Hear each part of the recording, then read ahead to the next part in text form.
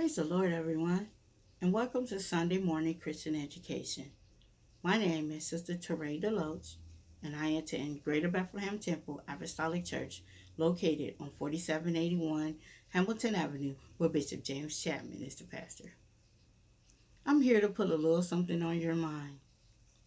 Today's lesson is titled, Esther Goes Before the King, and it comes from Esther chapter 4, verse 6, through chapter 5, verse 2.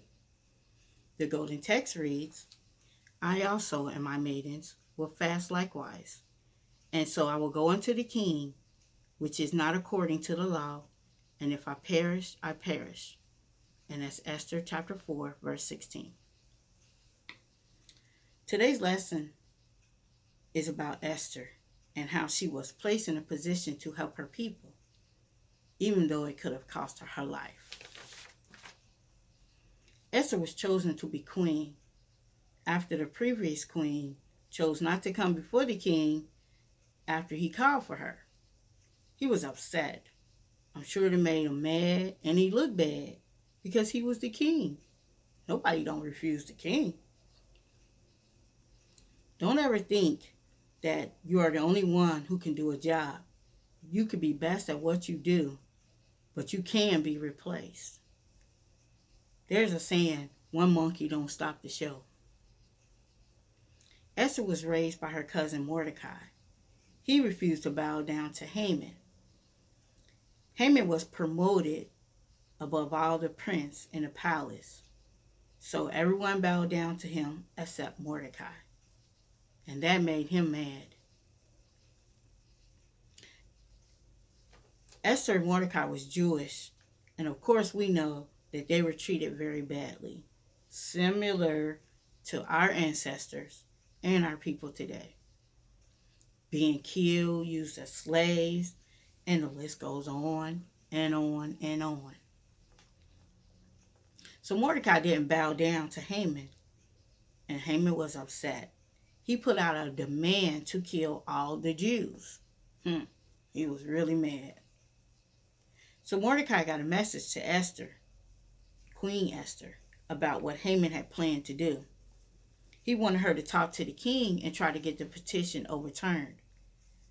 Because back in them days, once the king signed a petition, it was over. No going back. It was a done deal. You know, it feels good to have friends in high places that you can go to or call on when you're in trouble. So Queen Esther kind of hesitated because the king didn't know she was Jewish, for one. And she hadn't seen the king in 30 days since she became queen. And of course, the last, you couldn't just go in and see the king when you wanted to. He had to call for you.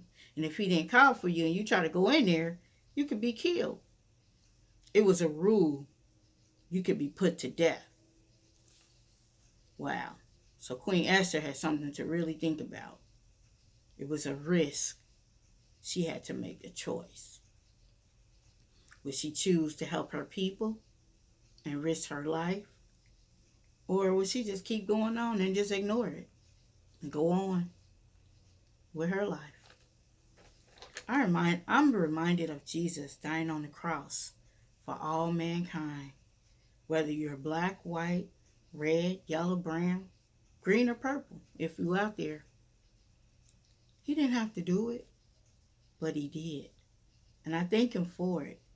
He chose to sacrifice his life for me and for you and you and you.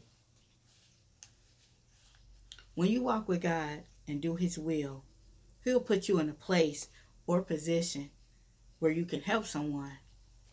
You will have favor beyond whatever you imagine. He will put you in a place that you're not even qualified. And you'll look back and wonder, like, how did I get here? What did I do to deserve this? All I can say is, favor ain't fair. Read the rest of Esther and see what choice she made. Did she help her people or did she walk away? What will you do when you're put in a position to help someone? Bye.